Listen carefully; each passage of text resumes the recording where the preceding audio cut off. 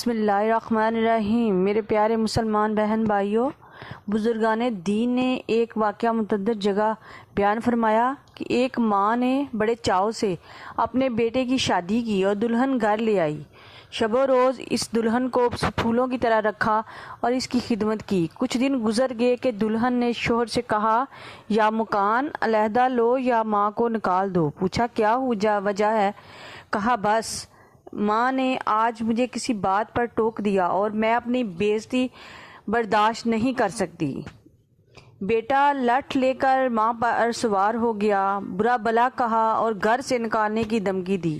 ماں نے بڑے ہی مشفقانہ لہجے سے سوال کیا، بیٹا آخر میرا قصور کیا ہے؟ کہا بس اپنی زبان بند رکھا کریں، آپ کو کوئی حق نہیں پہنچتا کہ آپ میری دلہن کے خلاف کوئی بات کریں۔ ماں نے کہا، بیٹا میں نے تو ایسی کوئی بات نہیں کی سوائے اس کے کہ ایک چھوٹی سی بات پر اسے ٹوک دیا، مگر بیٹا صاحب نے سخت نرم کہا۔ ماں رونے لگی اور خیال آنے لگا وہی بیٹا ہے جسے بڑی محنت سے پالا، خود مشقت برداشت کی، اسے خوشحالی دی، اپنے منہ کا لقمہ نکال کر اس کے منہ میں دیا ہے، مگر آج یہ مجھے جھڑکتا ہے اور کوسنے لگتا ہے۔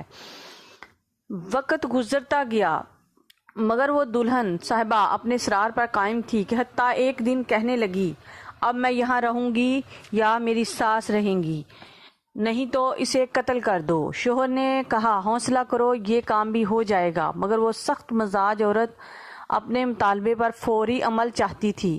کہا، ابھی یہ کام کرو اور ماں کا کلیجہ میرے سامنے لاؤ ورنہ میں جا رہی ہوں۔ بیٹا چھری لے کر بالا خانے میں ماں کے پاس پہنچا، آؤ دیکھا نہ تاؤ، ماں کو قتل کیا۔ کلیجہ نکالا اور لے کر بیگم صاحبہ کے حضور پیش کرنے کے لیے سیڑھیاں اترنے لگا۔ اب اس کی خواہش تھی کہ جلد از جلد بیگم کو یہ خبر سنائے، خوشخبری سنائے۔ سیڑھیاں اترتے ہوئے پاؤں پھسل گیا، گرا، چوٹ آئی تو ماں کا وہ کلیجہ تڑپ اٹھا اور اس سے آواز آئی، بیٹا ماں واری جائے، کہیں چوٹ تو نہیں لگ گئی؟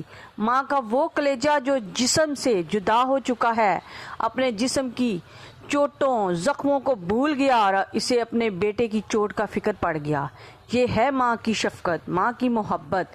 ماں اپنے دکھوں کو بھول جاتی ہے، اولاد کی خوشی سے خوش ہوتی ہے، اور یہ ماں کی فطرت ہے۔ انسان ہی نہیں، جانور بھی اپنے بچے سے اسی طرح محبت کرتے ہیں۔ بے شک